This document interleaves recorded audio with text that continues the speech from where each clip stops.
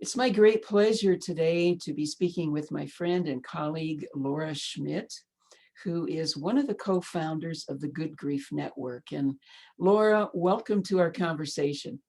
Thank you, Carolyn. It's a pleasure to be here. Yeah, thank you. Thank you for taking this time because I know you're like super busy. Yeah. I'd like to, we won't talk a really long time, but I'd just like to point out to folks who are watching that your website is goodgriefnetwork.org, goodgriefnetwork.org. And I'd like to hear a little bit about why you and Amy Lewis Rowe founded the organization together. I don't know how many years ago, but tell us a bit about when and why. Yeah, thank you for that question. So, where to start, Yeah. right? I read the IPCC as part of my undergraduate coursework in 2009. I don't think the report came out that year, but I think that's the first year that I read it. And just noticed that none of the big national governments were taking climate change or the climate crisis as seriously as the IPCC was writing about it, even back in 2009. And we've seen subsequent reports getting more increasingly severe, saying that the impacts are going to be more severe, especially to mental health and communities and things of that nature. And so when I first read it, I then had to sit with that knowledge. And for anyone who comes to the understanding of the severity of the predicament, it can be really isolating. And I realized like not many people in my circle wanted to talk about what was happening in the external world. We didn't want to face the hard truths of the time that we're living in.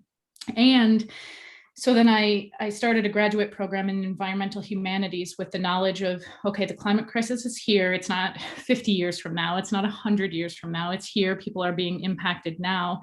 So what do we need to do about it? And why are people not working faster to start mitigating the crisis? And this is where I found your work. And a few other theorists who were really talking about like the emotional impact when we start to sit with what happens when we lean in, when we want to face the crises that are unfolding before us. And then through my graduate work, I did some personal interviews with activists and authors and some other people who also wanted to be leaning in. Like, what are their resilience strategies? What keeps them going? Because if you're an activist of any type, you're always fighting the status quo, which means you're always the underdog, which means you're going to be tired and you're going to burn out because change doesn't happen very quickly. And so I put a bunch of information together. I did personal research. I did these interviews and then crafted kind of what I would envision would become a STEP program, defended my thesis and sat on it. And this is when Amy comes into the picture. Amy had been a social justice activist for quite some time, and she burned out because there wasn't a lot of community support in place. And so when she moved in with me and now we're married, we decided to bring into the world a STEP program that we ourselves needed. And the power of this 10-step program that we run through Good Grief Network is, one, the reduction in isolation. Like, it brings people together, it normalizes feelings of grief, feelings of rage, of despair, of helplessness and hopelessness. You know, I think in the modern environmental movement, there's a notion like we can't even look at our grief. We can't look at our rage. If we're to do that, we're going to completely shut down and we won't be advocates. And Right. Good Grief's position is that you have to go through those feelings and see what wisdom is on the other side, Yes. And then continue to do the work. Yes. Wow. Thank you for all of that. Well, in those years, tell me how many years you've been existing? The program itself is about 4 years old. Okay. So in those 4 years, Laura, what have you learned? I mean, it doesn't have to be one thing, but what are some of the things you've learned? Yeah. So many things. I'm trying to think of the biggest ones. The first one is that our emotional intelligence really connects us. Like, our ability to communicate about our own emotions and like bear witness to other people's emotions is really a strength. And I think that in this dominant culture, there's not a lot of space to be open and honest about how we're really feeling. And we've seen in our groups time and time again that if you take that armor off, it's a really poignant invitation to see people as they are, not with our masks on, not as we want to be, but really showing up with our despair or our grief. That's the first lesson I've learned, is like, how do we be human together? You know, we don't have these things figured out. We don't know like I keep envisioning that Francis Weller calls this the long dark. We're in the long dark. And so we only have kind of like a flashlight's distance of knowledge ahead of us. And so what I've learned is that we can be in that unknowing, we can be in that uncertainty, but we have to do it together, and we have to be willing to be vulnerable together. And I think that's the biggest thing that I've been learning. Well, I really appreciate that. And I had not heard Francis say a flashlight's distance ahead of us, but I may have taken some liberties. that's okay. No, it's true. It is Yeah. so true. I love it. Yes. And so, tell us about just one or two of the programs that you have where people do come together. I think there's a 10-step program, and then you have online webinars. Yeah, we focus most of our energy and our attention on the 10-step program. And I kind of envision this as like a 101 course, like an intro to waking up to your worldview crashing down. And like what happens when you can't keep living the life you lived before? You know, what happens when your ideal imagined future no longer exists? What happens when a wildfire has chased you out of your house? How do you pick up the pieces? So we have a 10-week program that kind of carries you through 10 different steps. The first one being accept the severity of the predicament. And then we move right into embracing uncertainty in our mortality. The like 3 hardest steps are preloaded right at the beginning. And then, yeah, we bring small groups together. So we usually try to keep our groups around 15 people, and we either have 2 or 3 facilitators that have been trained to minimize harm in these spaces, because our Western dominant culture is pretty clumsy when sitting with feelings. And so we really want to empower people to not fix, to just be with and be patient as people are coming together. That's primarily what Good Grief does, but we do offer a private social network. It's called Mighty Networks. I think you have one as well. Yes, we do. Yeah, you got to move away from the Facebook, you know? Yeah, right, exactly. Yeah, well, and then we're hoping to offer some workshops and then train affiliate facilitators as well to maximize spaces for emergence and minimize opportunities for harm. Because again, we're asking people to shed their armor and come together in really beautiful ways. And we want to know what happens when we're triggered, what happens when people in the spaces are triggered, and not to continue to play into those triggers, but instead recognize them and divert the course into a different direction. Yeah, you mentioned Mighty Networks, and Terry Chapman and I are currently offering a 10-week series on weaving threads of grief and joy in a time of unraveling. And that's a quick question I'd like to ask you. Well, no question is quick, but in this work. But I would like to ask you a little bit about what you've discovered in terms of the relationship between grief and joy. Yeah. I'm really grateful that you're asking this. I was chatting with Amy earlier. Amy's having some health issues right now. And I was just talking about, like, I'm going to talk with Carolyn soon. Is there anything that I should bring up? And she said, I think that you should bring in that you can't be in the grief state all the time. You know, there's so much to grieve, and that grief will eat you alive, but we still have to feel it. And as you mentioned, find the joy that's still here, get back into the present moment. I think when we start to feel things like despair or fear, or if we cannot process the grief and instead are kind of lingering, if we're stuck in it, then it takes us out of the present moment about what's still here and the beauty of the relationships that are still here. And so it's another thing that we're acutely aware of in Good Grief Network is how do you balance the heavy or the painful emotions along with things like that are lighter, like joy and connection. We can't just single-handedly focus right in on grief and spend all of our time there. We'll burn out, we'll get tired. We need to bring in some of the beauty and the presence and the connections that are still available. And what I'd also like to ask you about joy is, what has been your experience with yourself and with other people in terms of how grieving enhances joy? Yeah. What was it Khalil Gibran that said, like, the more we carve out, the more grief carves us out, the more space we have for joy? I think that's him paraphrased a little bit. Yeah, yeah. Yeah, well, and what I've known in my own personal journey is that if you don't tend to the grief, I've had a life filled with grief. I've lost a lot of friends. I've lost a lot of people that I really love. So I've had a lot of personal grief. And if you don't tend to that grief, you tend to become bitter and resentful and not connected. And I think that what happens is that grief is actually an invitation to remember how much we love. Joanna Macy says this beautiful thing. I wrote it down so that I could make sure to say it, but she says, the depth of your grief is the measure of your love. And so oftentimes we think that grief is like maybe a failure, like our life didn't go the way we planned it and now we're experiencing this grief. But if we can see grief as a mirror of how much we love and how much we're losing, then it kind of flops the common notion of grief on its head.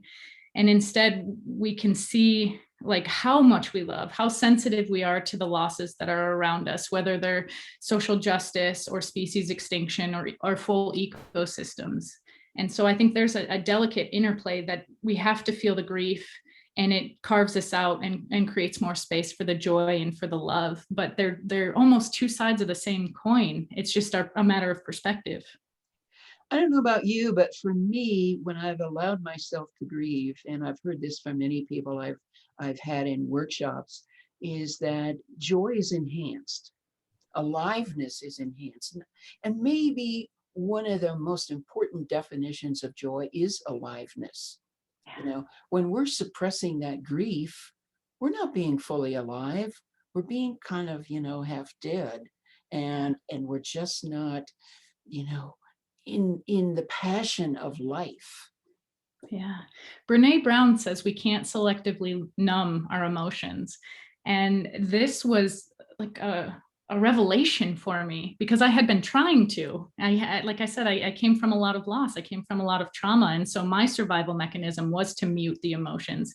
And essentially what ended up happening was I was muting my entire life experience. And so by the time I was 22 and on autopilot for a number of years, you have to make a hard decision. Do you want to lean in and feel that grief, or the other feelings that you've smushed down in order to better experience joy and connectedness and love and laughter and like the light? And so you're right, like to minimize our grief out of fear or because we've been told we're not allowed to feel it really mutes our capacity for joy and for meaning and bringing it back to the present moment. Instead, you stuff it so far that you end up with anxiety and depression, and then that creates a lot of disconnection in your relationships with yourself and with other people. Thank you for that. That's a great definition. And so that leads right into the next question I have for you is, how do you take care of yourself as you're dealing with your own grief, as you're dealing with other people's grief? Yeah, this is a great question because I'm learning, I'm learning all the time, especially after a year of coronavirus lockdown. I think the last year has been particularly hard, and a lot of the people that I love are experiencing burnout or depression or just this extreme fatigue. It's almost as our nervous system has been ratcheted up for a full year, and now we're like, when do we get to breathe? When do we get to like calm back down? So for me personally, I've been doing a lot of breathing techniques. I have anxiety, and so breathing really helps relieve some of the anxiety. One of my favorite practices is Dr. Andrew Weil's 4-7-8 breathing. Like, it helps me fall asleep. It helps me if my mind is ruminating. It helps me get back into the present moment. And then one other thing that I'd love to mention is boundaries. Like I think a lot of us haven't learned appropriate boundaries about when to say no. Adrienne Marie Brown says something like, our no's make ways for our yeses. And that's something I'm still learning as well, is when can I say no and protect myself and my energy? And when do I have ample energy to give back and to join back into community or to say yes to an opportunity? Another technique I use, and you might like this, Carolyn, because you have a new puppy, but is spending time with my dogs or with small children. They're always in the present moment. They're not fearing about the future. They're not sad. They want to play with the ball. They want you to throw a ball. They want you to play with them. They want you to engage. And so those are some techniques that I've been using in my own life. Good, good. And I'm sure that you and Amy take breaks from the work and just go play. Yeah. Well, it's been hard in the last year, but we are now. We're going camping a lot more this next year. So, yeah. All right. Well, my last question for you, and one that is probably really difficult, if not unfair, but what is the most important thing, in your opinion, in your experience, that we can know about grief? Ooh, that's a great question. The most important thing we can know about grief. Or maybe two things. Yeah, yeah. There's like seven. Yeah, I know, Uh, at least. the first thing that comes to mind is that grief is a universal connector. Like we cannot get out of this human experience without feeling grief in some form, whether it's our personal grief, the loss of our loved one, witnessing collective grief. You know, we all will feel grief. And so instead of shying away and thinking about it as a personal experience, how can we bring it to community? How can we be witnessed in our grief so that we're not dealing with it alone? You know, I think in a lot of tribal cultures, there were mechanisms set up to bear witness to each other's grief. And Yeah. in this dominant culture, there is not a lot of spaces. And in fact, if we lose someone we love, it's kind of like, well, you take your month, and after your month, you come back, right? And as if your whole world hasn't been thrown off kilter. Right. Yeah. So that's one of the first things that came to mind. And then the second one is, and we've talked around this in our talk today, Carolyn, but the notion that like grief is not an obstacle to plow through. You know, it's not something to avoid. It's something to be nurtured and to sort of embrace and to experience. Francis Weller says, grief is not a problem to be solved, but an invitation to spaciousness. And so how can we embody that spaciousness more? And Francis also talks about developing an apprenticeship with sorrow so that we learn from it. And apprenticeship doesn't mean we don't have any breaks. It just means we sign up for grief to be our teacher. Yeah. Yeah. Yeah, and that's a huge reminder. What can we learn from this? You know, if we go back to the notion that grief and joy or grief and love are two sides of the same coin, the grief that we feel must be a reflection of something else. What's there to learn? What lesson is here? Let's not plow through it. Let's not bowl it over and pretend now it's part of our past. Let's move with it. Let's see what it has to teach us. Laura Schmidt of Good Grief Network, I really want to thank you for this time. What a juicy conversation. And I invite people to check out goodgriefnetwork.org and some of the wonderful programs that are there. Thank you so much, Laura. It's been great talking with you. Thank you, Carolyn. It's been a pleasure.